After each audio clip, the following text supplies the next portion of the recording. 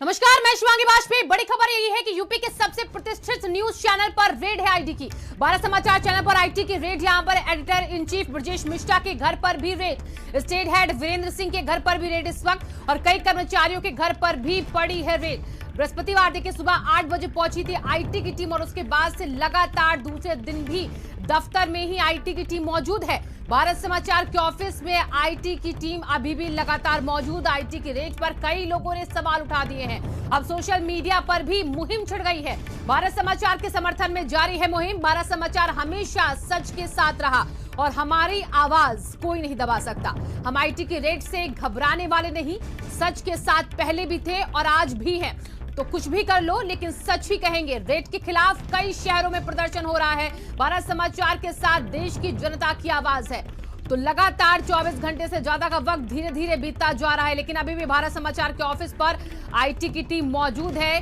कल सुबह से ये टीम डटी हुई है और इसी के साथ भारत समाचार के editor in chief Brajesh Mishra और स्टेट हेड वीरेंद्र सिंह के घर पर भी यहां पर आईटी की रेड पड़ी हुई है। लगातार चैनल पर रेड को लेकर कार्रवाई जारी है और भारत समाचार लेकिन हमेशा सच के साथ, हमारी आवाज दबाने की जो कोशिश वो हम कभी कामयाब नहीं होने देंगे।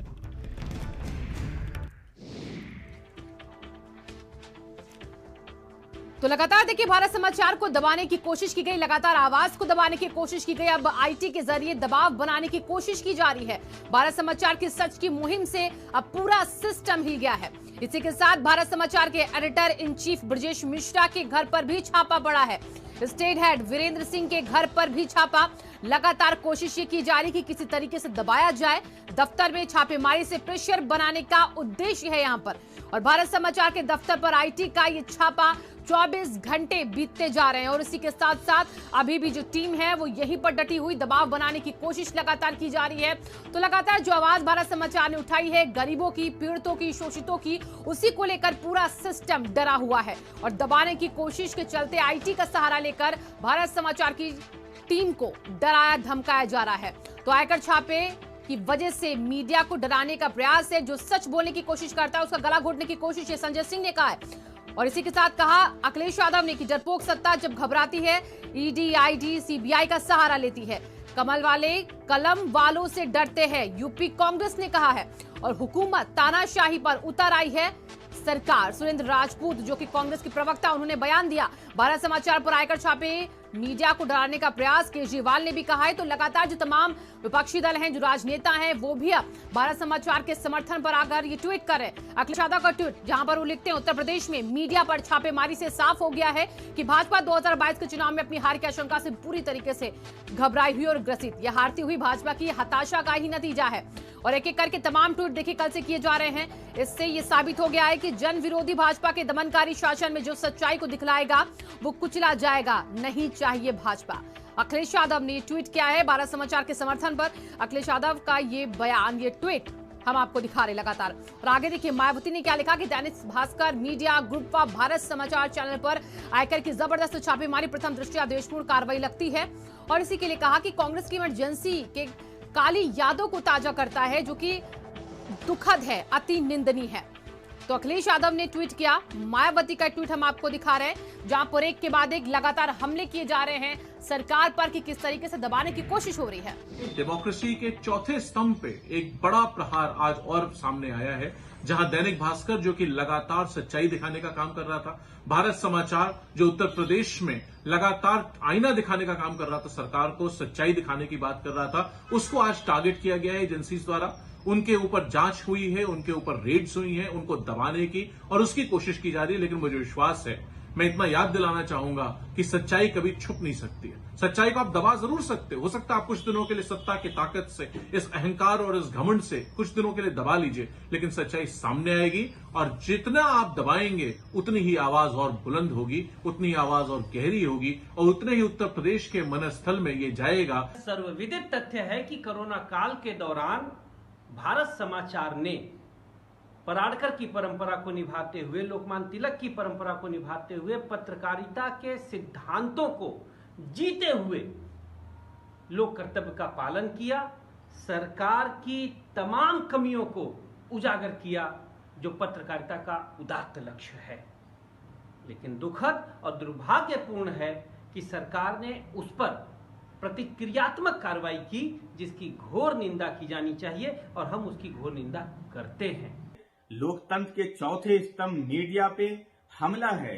जिस तरीके से दिल्ली और उत्तर प्रदेश में बैठी हुई डरी हुई सही हुई सरकार ने भारत समाचार के एडिटर इन चीफ ब्रिजेश जी और यूपी हेड वीरेंद्र जी का जिस तरीके से इनकम टैक्स का छापा पड़ा है, हम समझते हैं वो निंदनीय है।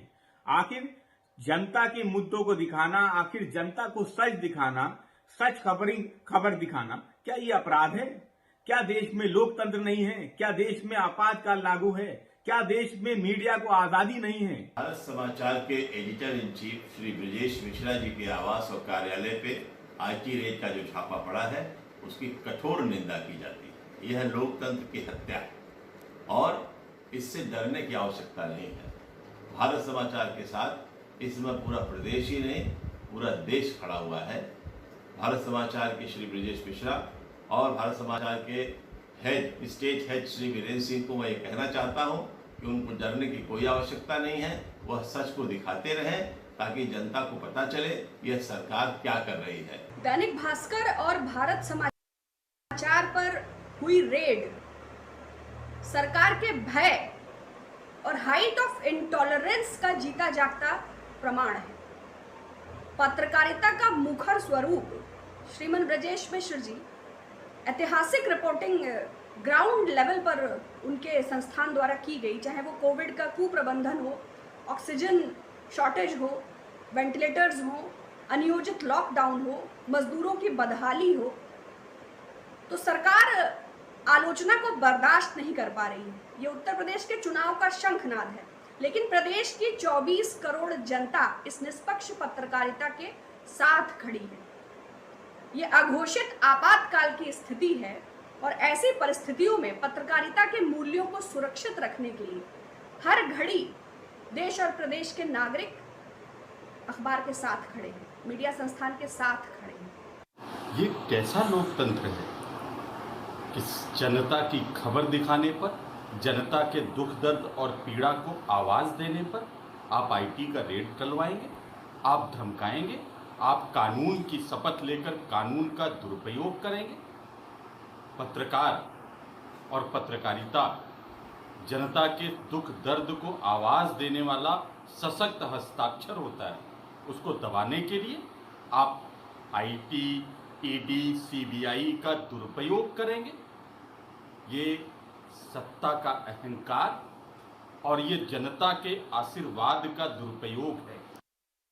और हमारे संवाददाता संजय सिंह जुड़ चुके हैं ज्यादा जानकारी के साथ। संजय, देखिए, ना झुकेंगे ना डरेंगे, लाख कोशिशें हो जाएं, लेकिन भारत समाचार की आवाज लगातार बुलंद होती रहेगी। बिल्कुल शिवांगी, न टूटे हैं न टूटेंगे, न झुके हैं न झुकेंगे। आप 24 घंटे हो गए, आप हमारे जो है संस्थान में बैठे हैं, आप हमारे बॉस के घर में बैठे हैं, आप हमारे स्टेट हेड के घर में बैठे हैं, आप हमारे बॉस के भाई के घर में बैठे हैं, लेकिन हमने आपके साथ बदतमीजी नहीं की।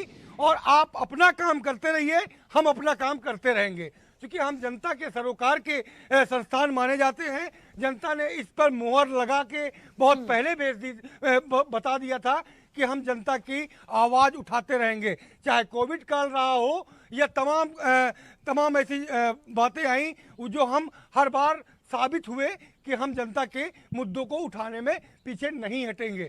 हम लगातार, आप बैठे रहिए, आप अपना काम करते रहिए, आप जांच करते रहिए, आप एक एक अकाउंट की जो है जांच करते रहिए, एक एक हमारे प्यून की भी जांच करिए, हमारी भी जांच करिए, बॉस के घर की जांच करिए, कंपनी की जांच करिए। जो आप 24 घंटे में आपके हाथ में एक पेपर ऐसा नहीं लगा।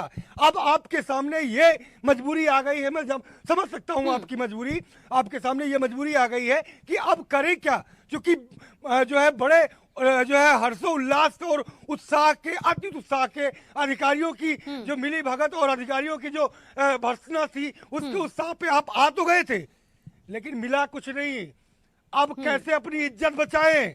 सरकार अब ये सोच रही है कैसे निकले, करे क्या मिला तो कुछ नहीं।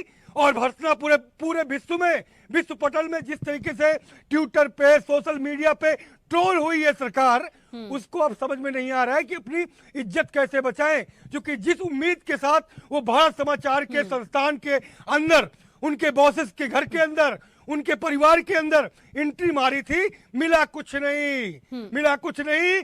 खोजते रहे, खरोसते रहे, हमारी दीवारें तोड़ी गई, वहां पे सलियों से छेद किया गया, वहां घर में लोगों को मानसिक प्रताड़ना दी गई, लेकिन फिर भी कुछ नहीं मिला जी। अब अपनी बेइज्जती जब होने के बाद, पूरे दिन सोशल मीडिया पे पूरी बेइज्जती होने के बाद, अब ईडी और मुख्यमंत्री के आवास और मुख्यमंत्री ये नहीं सोच पा रहे करना क्या है।